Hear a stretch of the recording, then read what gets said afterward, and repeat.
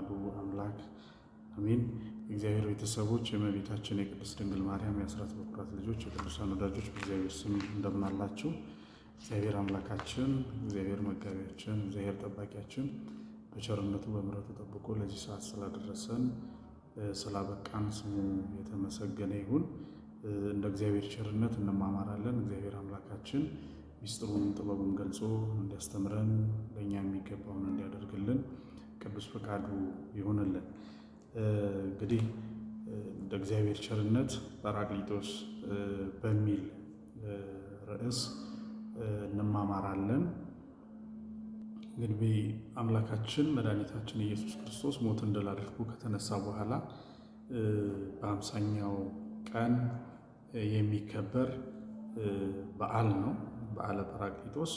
ስለዚህ በዚህ በዓል ይህም በዓል በተመለከተ በሐዋርያት ሥራ ምዕራፍ 1 ከቁጥር 14 ምዕራፍ 2 ከቁጥር 14 ጀምሮ ያለውን ቃል መሰረት አድርገን ታሪክ መሰረት አድርገን እንማማራለን። እንግዲህ ጰራቅሊጦስ ይህ በዓል በሶስት ስሞች ይጠራል። አንደኛ በዓለ ሀምሳ ይባላል በግዕዝ። በዓለ ሀምሳ ማለት የ50ኛው ቀን በዓል ማለት ነው። ሁለተኛው በዓለ ጴንጠቆስጤ ይባላል። ይሄ በግሪክ ቋንቋ የሚጠራ ነው። ሶስተኛው በዓለ ጰራቅሊጦስ ማለት ነው። እንግዲህ በዓለ ጰራቅሊጦስ ማለት የሚያጽናና፣ የሚባርክ፣ የሚያጸና፣ የሚረዳ ማለት ነው። እንግዲህ ጰራቅሊጦስ ማለት የቅጽል ስም እንግዲህ የተሰጠው ለመንፈስ ቅዱስ የተሰጠ ቃል ነው። ጌታ ለሐዋርያቱ ከማድረጉ በፊት የገባላቸው ተስፋ የሰጣቸው ቃል ነበረ እና የመጀመሪያው ኃይልን ከአርያም እስክትለብሱ ድረስ በኢየሩሳሌም ቆዩ ብሎ ትእዛዝ ሰጥቷቸዋል። ሁለተኛ ላይ መንፈስ ቅዱስን እልክላችኋለሁ ብሎ ደግሞ ቃል ገብቶላቸዋል። በሶስተኛ መንፈስ ቅዱስ በመጣ ጊዜ ወደ እውነት መንገድ እውነትን ሁሉ ይገልጽላቸዋል፣ ወደ እውነት መንገድም ይመራቸዋል በሚል እንደተናገረ እንመለከታለን። እንግዲህ ይሄንን አምላካችን መድኃኒታችን ኢየሱስ ክርስቶስ የነገራቸውን ቃል አስታውሰው ወይም ደግሞ ቃል ይዘው ከቢታንያ ወደ ኢየሩሳሌም ተመልሰው 10ሩም ቀን በጾም በጸሎት ሆነው ባሉበት በጸሎት ሆነው በራቸውን ዘግተው ባሉበት ቅዱስ ጴጥሮስ አምላካችን እግዚአብሔር ለእኛ ቃል ይገባልናል፣ ይኸውም አጽናኝ የሆነ መንፈስ ቅዱስን እልክላችኋለሁ ብሎ ቃል ገብቶልናል። ስለዚህ እያለ እየተረከላቸው ሳለ ምን ሆነ ይላል? የአውሎ ነፋስ ድምፅ ቤቱን መላው ይላል እና የአውሎ ነፋስ ድምፅ ሰሙ፣ የነበሩበትንም ቤት መላው ይላል። ከዛ በኋላ ምንድን ነው የሆነው? የተከፋፈሉ የእሳት ላንቃዎች በእያንዳንዳቸው ላይ እንዳረፉ እንመለከታለን። ከዛ በፊት ሰምተውት የማያውቁ ወይም ሽተውት የማያውቁ ሽታ እንዳወዳቸው እንመለከታለን። በኋላ በእሳት ላንቃ አምሳል በእያንዳንዳቸው ላይ ወረደ። በአዲስ ቋንቋም ተናገሩ። ለምስጋናም 40 ቀን እንደጾሙ እንመለከታለን። እንግዲህ በዚህ ሰዓት ሐዋርያት ፍጹም ነው የተለወጡት። ሐዋርያት ፍጹም ተለወጡ፣ አዲስ ፍጥረት ሆኑ፣ የማያውቁትን ቋንቋ አወቁ። በመንፈስ ቅዱስ ኃይል ድኩማን የነበሩ ኃያላን ሆኑ፣ እንዲሁም ፈሪዎች የነበሩ ደፋሮች ሆኑ። ከዛም በላይ ደግሞ በቂ እውቀት ያልነበራቸው ሐዋርያት ብልሆች አዋቂዎች እንደሆኑ እንመለከታለን። ከዚህ በፊት የተማሩትን ሁሉ እስኪያስታውሱ እስኪረዱ ድረስ ብዙ ጊዜ እናስታውስ ከሆነ ሲያስተምራቸው ጌታ ሆይ ይሄን ለምን አልክ? ምን ማለት ነው ብለው ይጠይቁት ነበር እና ይሄንን ሲጠይቁት እሱም ምንድን ያላቸው? ለእናንተ የመንግሥተ ሰማያትን ሚስጥር ማወቅ ተሰጥቷችኋል ብሏቸው ነበር የነገራቸው። የመንግሥተ ሰማያትን ሚስጥር ማወቅ ለእናንተ ተሰጥቷችኋል ብሎ ከነገራቸው በኋላ ይህንን አስረድቷቸው እንዳሳወቃቸው ይህን ብዙ ሚስጥራትን እየፈታ ይነግራቸው ነበረ። በዚህ ደግሞ ስንመለከት ምንድን ነው የሆነው? ከዚህ በፊት የተማሩትን እንኳን እስኪረዱ ድረስ ደረሱ ይላል። ያላስተዋሉት የነገራቸው ምን ሊል እንደፈለገ ያልተረዱትን ነገር ሁሉ በዚህ እንደተረዱት እንመለከታለን። ከዚህ በኋላ እንግዲህ ምንድን ነው ያደረጉት? ከተደበቁበት ወጥተው ቀጥታ ወደ ቤተ መቅደስ ነው የሄዱት። ሕዝቡ ሁሉ ተሰባስቦ የፋሲካን በዓል በሚያከብርበት በዚያ ወጥተው በልዩ ልዩ ቋንቋ እያንዳንዱ በቋንቋው እስኪሰማ ድረስ ሐዋርያት ያስተምሩ ጀመረ። በተለይ ቅዱስ ጴጥሮስ እያስተማራቸው ስለ ጌታችን ስለ መድኃኒታችን ስለ ኢየሱስ ክርስቶስ እየገለጠላቸው ያስተምራቸው ነበረ። በዚህ ሰዓት በልዩ ልዩ ቋንቋ ሲሰሙ ወደ ቅዱሳን ሐዋርያት ቀርበው ወንድሞች ሆይ ምን እናድርግ ብለው ጠየቋቸው ይላል። ምን እናድርግ ብለው ጠየቋቸው። ይሄንንም ባላቸው ጊዜ ንስሐ ግቡ፣ በኢየሱስ ክርስቶስ ስም ተጠመቁ አሏቸው ይላል። ምን ማለት ነው? ሂዱና አሕዛብን በአብ በወልድ በመንፈስ ቅዱስም እያጠመቃቸው ደቀ መዛሙርት ያድርጓቸው የሚለውን ቃል ስተውት አይደለም። ሐዋርያት ግን ምንድን ነው ማሳወቅ፣ ሰው እንዲረዳው የተፈለገው ስለ ጌታችን ስለ መድኃኒታችን ስለ ኢየሱስ ክርስቶስ ስለነበረ ይሄን በትክክል እንዲረዱ ይሄንን ለማሳወቅ የተሰጠ ትምህርት ነው እና በዚያ ሰዓት 3000 ሰዎች የዛኑ ዕለት ምን እናድርግ ብለው ጠይቀው ንስሐ ገብተው ተጠምቀው የእግዚአብሔርን ልጅነት እንዳገኙ እንመለከታለን። ለዚህ ነው በዓለ ሃምሳ የቤተ ክርስቲያን የልደት ቀን ነው ተብሎ የሚነገረው። ለዚህ ነው ሰዎች ወደ እግዚአብሔር ቤት የመጡበት፣ ብዙ ሰዎች የተጠመቁበት፣ ከእግዚአብሔር ጋር ኅብረት የፈጠሩበት ዕለት ስለሆነ ነው። እንግዲህ መንፈስ ቅዱስ ለምን ወረደ ብለን ስናነሳ መንፈስ ቅዱስ የወረደው የመጀመሪያው ኃይልን ለመስጠት ነው። ሐዋርያት በሁለት ነገር ተደንቀው ነበር በዕለቱ።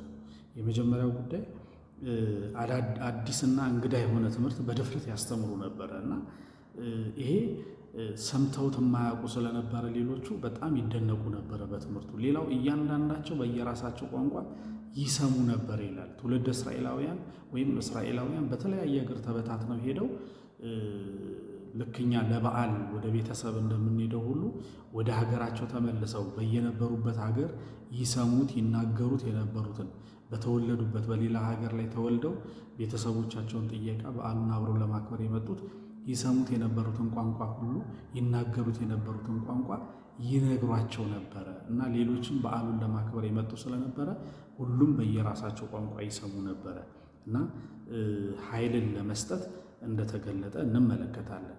ሁለተኛው ሐሰተኛውን ዓለም ለመውቀስ ነው መንፈስ ቅዱስ የወረደው። ምን ማለት ነው? በርባንን ለቃ ክርስቶስን ያሰረች፣ በርባንን ነፃ አውጥታ ክርስቶስን የሰቀለችን ዓለም ሊወቅሳት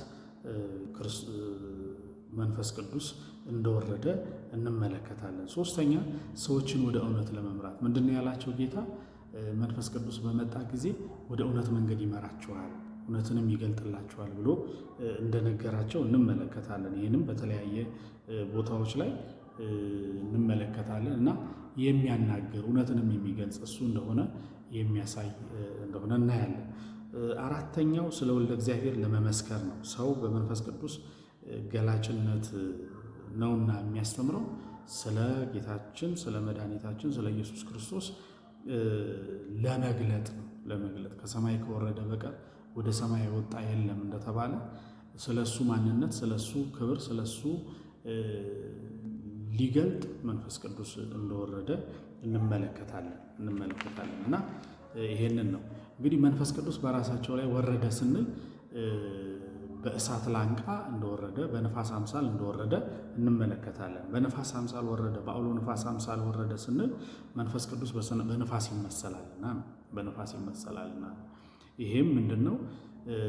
በነፋስ ይመሰላል ስንል ነፋስ ከየት ተነስቶ የት እንደሚሄድ አናውቀውም። ለዚህ ነው ጌታችንም ከስጋ የተወለደ የስጋን ሐሳብ ያስባል፣ ከመንፈስ የተወለደ ግን የመንፈስን ሐሳብ ያስባል ብሎ የተናገረውም ለዚህ ነውና በትንቢተ ናሆም ምዕራፍ 1 ቁጥር 3 በሐዋርያት ሥራ ምዕራፍ 2 ቁጥር 1 ላይ እንደምንመለከተው መንፈስ ቅዱስ ስራን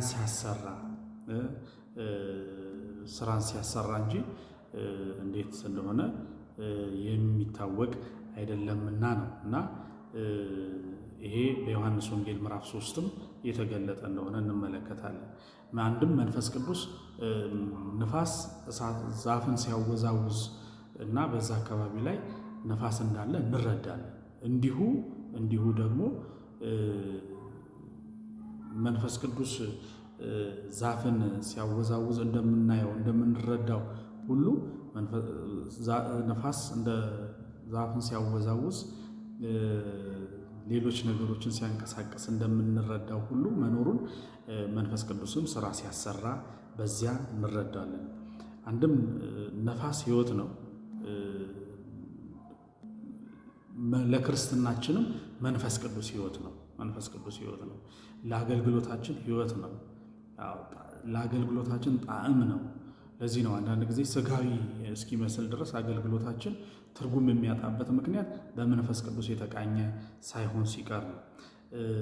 አንድም ነፋስ ሕይወት ነው ስንል ምንድን ነው የሚለው? እስመ ነፋስ ያገስፉ ለፍሬ እስመ ነፋስ ነፋሳቲሆሙ ለማያት እና መንፈስ ቅዱስ ፍሬ እንድናፈራ ፍሬ አፍርተን እንድንገኝ ያደርገናልና ነው።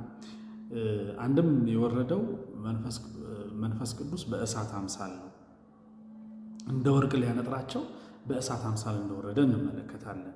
በሐዋርያት ሥራ ምዕራፍ 2 ቁጥር 3 ላይ እንደምናየው እሳት የመንፈስ ቅዱስ ምሳሌ ነው። በድጋሚ እንግዲህ እሳት ለምንድን ነው በእሳት አምሳል የወረደው መንፈስ ቅዱስ ብለን ስንመለከት እሳት ምሉእ ነው እና መንፈስ ቅዱስም እዚህ ያለ እዚህ የለም የማንለው ምሉእ የሆነ እንደሆነ እንመለከታለን። እሳት ውላዱን ወይም ደግሞ ከተዳፈነበት ካልነካ ነው በስተቀር አይገለጥም እና ልክ እንደዚሁ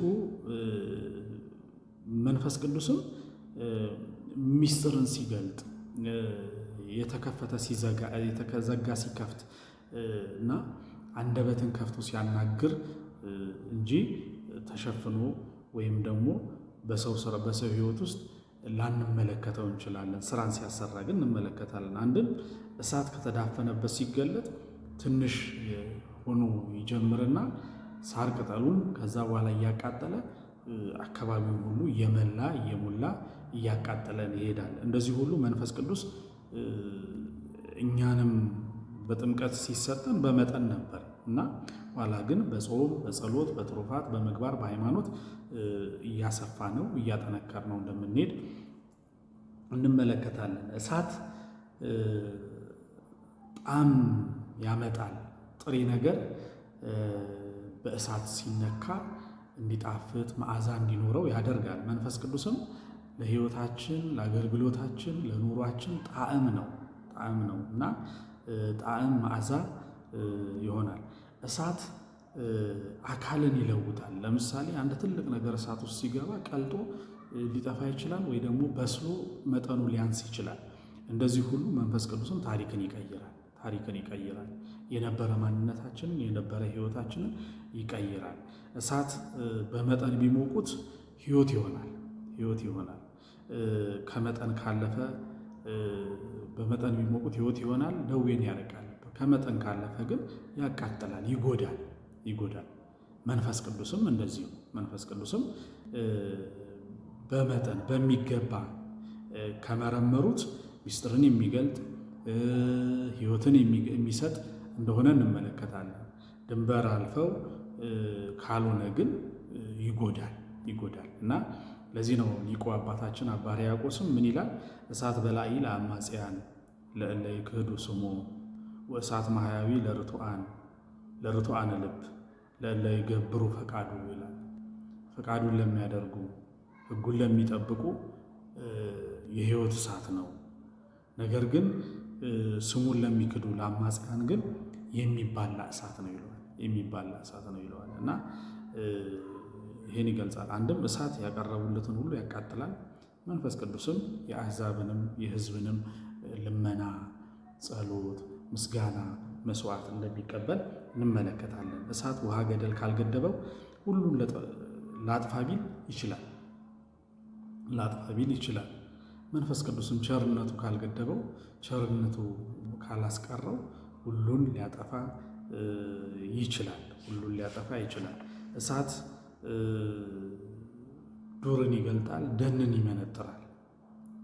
መንፈስ ቅዱስም ሚስጥርን ይገልጣል፣ የተደፈነ የተደበቀ እውቀትን ይገልጣል። እሳት የበላው መሬት ለእርሻ የተመቸ ይሆናል።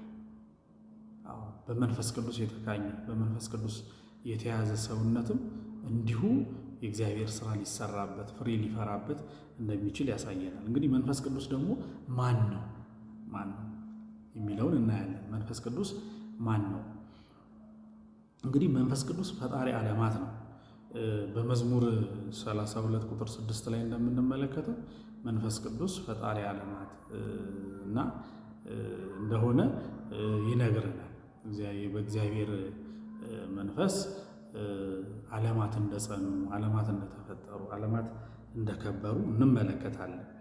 በኦሪት ዘፍጥረት ምዕራፍ 1 ቁጥር 2 ላይ እንደምንመለከተው ውሃ ሕይወት ነው ብለን እንጠቀማለን። የእግዚአብሔር መንፈስ በውሃ ላይ ነበረ ይላል። በውሃ ላይ ነበረና ይህንን እንደሚያሳይ እንመለከታለን።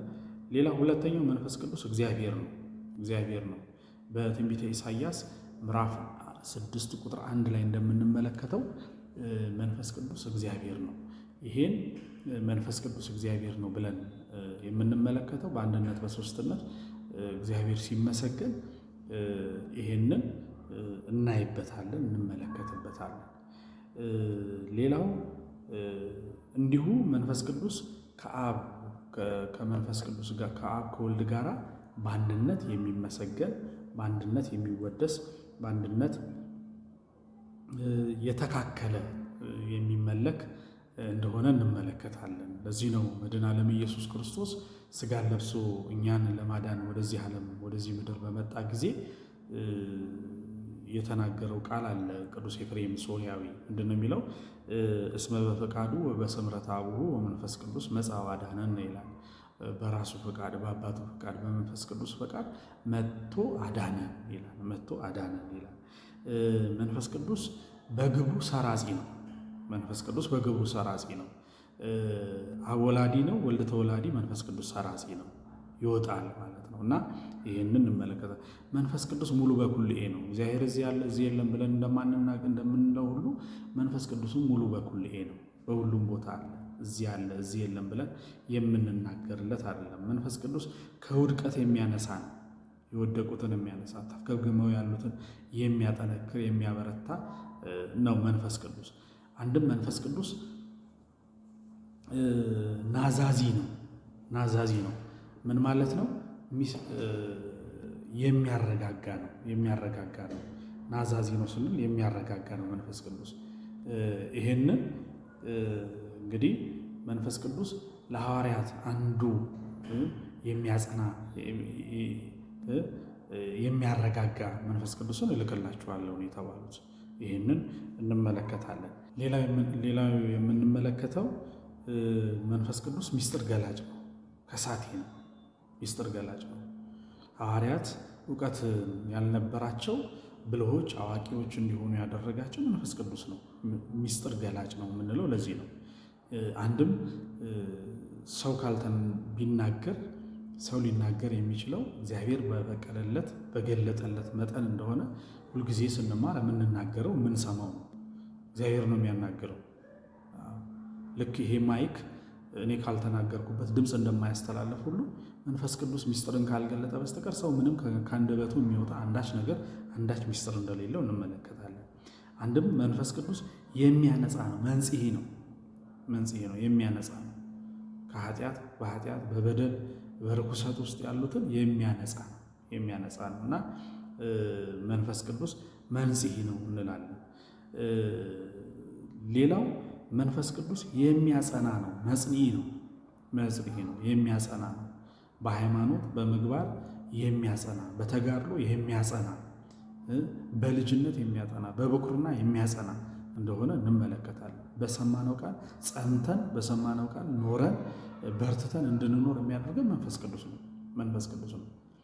ወደ ቀናው መንገድ የሚመራን መንፈስ ቅዱስ ነው እና መንፈስ ቅዱስ መንጽሔ ነው ብለን እንናገራለን። አንድም መንፈስ ቅዱስ መስተፍስሔ ነው። ምን ማለት ነው? የሚያስደስት ነው። ለዚህ እኮ ነው ብዙ ቦታ ቆይተን ወደ እግዚአብሔር ቤት በሄድን ጊዜ ከእግዚአብሔር ጋር በሆንን ጊዜ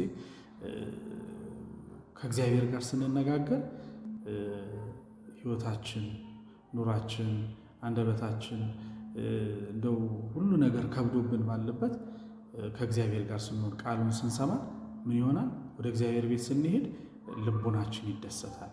ለዚህ ነው ልበ አምላክ ቅዱስ ዳዊት ወደ እግዚአብሔር ቤት እንሂድ ባሉኝ ጊዜ እጅግ ደስ አለኝ፣ ወደ እግዚአብሔር ቤት እንሂድ ባሉኝ ጊዜ እጅግ ደስ አለኝ ብሎ እስኪናገር ድረስ የደረሰው እና መንፈስ ቅዱስ በሐዋርያት ላይ ወረደ ብለን ስንናገር እንዲህ ባለ መልኩ እንዲህ ያለ ምስጢርን የያዘ ታላቅ ዕለት ነው።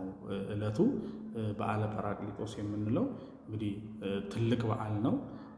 ሐዋርያትን የእግዚአብሔር ጸጋ የእግዚአብሔር መንፈስ ቅዱስ በእነሱ ላይ ከወረደ በኋላ ምንድነው የሆኑት? ለአገልግሎት የሚበረቱ፣ ለአገልግሎቱ የሚቀኑ፣ ለአገልግሎት እስከ መጨረሻው ድረስ የበረቱ እንደሆኑ እንመለከታለን እና በሐዋርያት ላይ የወረደ መንፈስ ቅዱስ እነሱንም ደግሞ እስከ አጽናፈ ዓለም ያጸና መንፈስ ቅዱስ እኛንም በምግባር በሃይማኖት እንዲያጸናን ንስሐ ገብተን ሥጋው ደሙን ተቀብለን ርስተ መንግሥተ ሰማያትን ለመውረስ እንድንበቃ የእናቱ አማላጅነት የቅዱሳኑ ረድኤት በረከት ከሁላችን ጋር ይሁን። ያስተማረን የመከረን የአባቶቻችን አምላክ ልዑለ ባሕርይ ስሙ የተመሰገነ ይሁን። ወስብሐት ለእግዚአብሔር።